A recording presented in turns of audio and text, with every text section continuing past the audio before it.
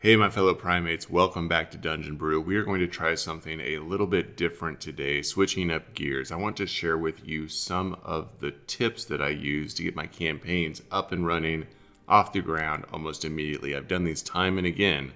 Let's get started. Welcome to Dungeon Brew. Welcome back everybody to Dungeon Brew. Very excited to talk about this topic this morning with my morning coffee as we look into how you can launch your first campaign or a campaign in general with a very simple design. I've done this time and again to make these worlds that feel much larger and immersive than what I actually have written in my notes to get my players engaged and having fun around the table. We've explored Hell and the Underdark and Aquilonia. We've journeyed through Neverwinter. And we've even utilized some of my own campaign settings in Hawkhurst and Leerheim, the latter of which you can watch here on Dungeon Brew with the 9th Ascension campaign. And you're going to see that, especially if you watch that campaign, how I utilize these within that space to make it feel much larger than what I may have actually had written down. So I'm going to share these 5 tips with you. We're going to dive right into them, and hopefully you learned something that you didn't know previously.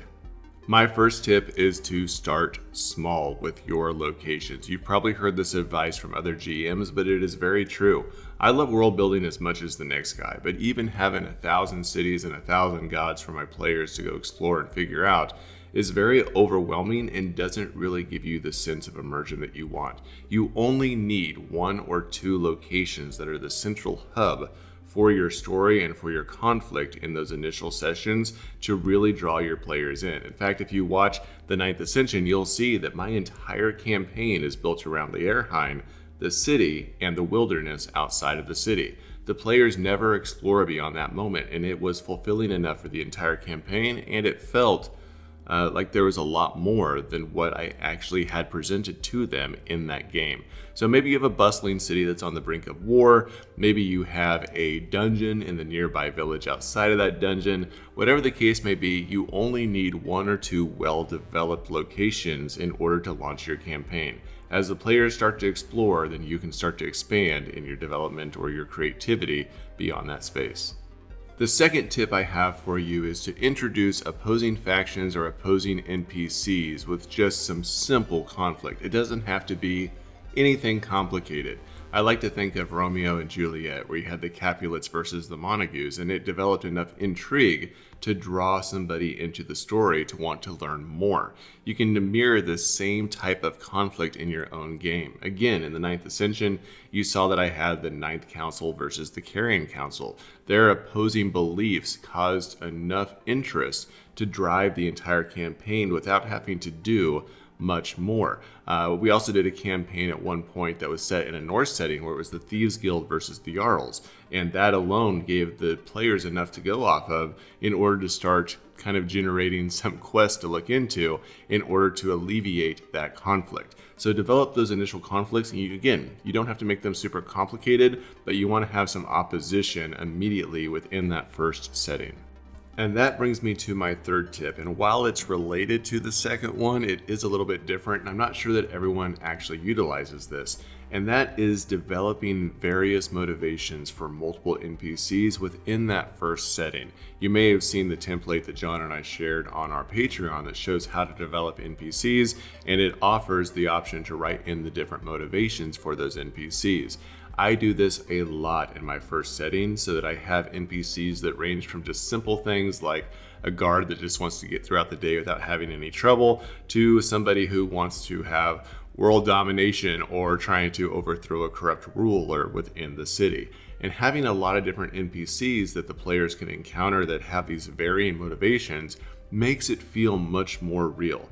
Talking to the sawmill owner who is having conflicts with his wife, or the bartender who's having conflicts with his daughter, to maybe a merchant who's trying to secretly smuggle goods, to again that guy who's trying to overthrow a corrupt ruler. It gives a lot of variety within the setting that your players can explore, and it makes it feel really in depth and really detailed. Before I give you tip number 4, I'm going to ask you to hit that like and subscribe button and leave me a comment down below to let me know if you're liking the content to help push some growth here on Dungeon Brew.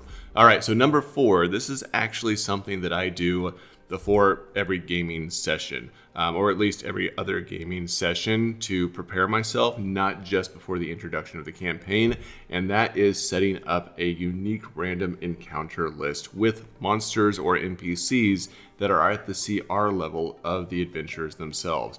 I really never know what's going to happen or what choices my players are going to make, and so I like having some unique options that add some flavor and some intrigue to the world, and random encounters can definitely serve that purpose. So you could have, wolves or rogue bandits. For higher levels, you might throw in maybe a rogue wizard, or some undead guardians, that are looking over a haunted ruin, whatever it is. I like to have some unique random things that can occur for players. One time when we were playing the Norse campaign, they were wandering along, and I just happened to have this random dungeon that I'd created where I built the scarecrow template in place of like these guardians that were guarding this underground temple for this old god. And I just had it there as a random encounter that they happened to roll. So I was able to pull it up and take them through like this 3-room dungeon with these very unique monsters that they hadn't seen before. And it made it really exciting for them. It made the world just feel crazy deep with this large amount of history. It was just something simple that I'd introduced. And that brings me to my 5th tip that I want to share with you, and this is honestly my personal favorite, and that is including personal player hooks within that first setting for my players. All of them have to provide to me a backstory that has heirlooms that they carry on their person, or NPCs that they have from their past, or little secrets about who they are that they're afraid that might come back and haunt them at some place or in some shape or some form.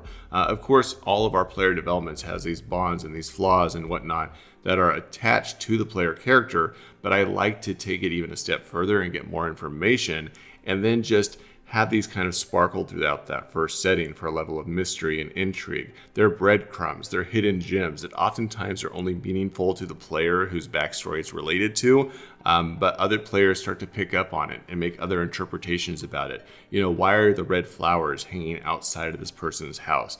Why is this symbol on the back of this coin? Why are there dancing lights in the forest every time that a particular player steps outside?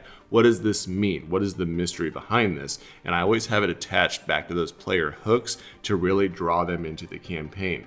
And these start to take more and more of like a development in the story as the game goes on, and the players start to speculate over the meaning, and sometimes they come up with solutions that I wouldn't have thought of during the course of their banter and their discussion in the game that I can build on later on as other games start to come about. So that is one of the things that I love doing the most, and I encourage everybody to utilize in some way, shape, or form. And with that, maybe a bonus option is have reoccurring themes or symbols kind of introduced in that first campaign as well. Herrings on swords, or people that are worried about the blood moon coming up, and so they're drawing inscriptions on walls, or they're painting their doorways with blood, or something that has like this reoccurring message that they see frequently that they have to start trying to unravel and understand that as well. Anyway, what I'm trying to say is that mystery and intrigue will go a long way in your game if you introduce it well. But those are my 5 tips to utilize to build some quick, engaging campaigns without spending hours doing so. So go grab your dice, rally up your players, and get ready for some epic adventures. Hope y'all have some happy gaming. See you next time. Dungeon Brew.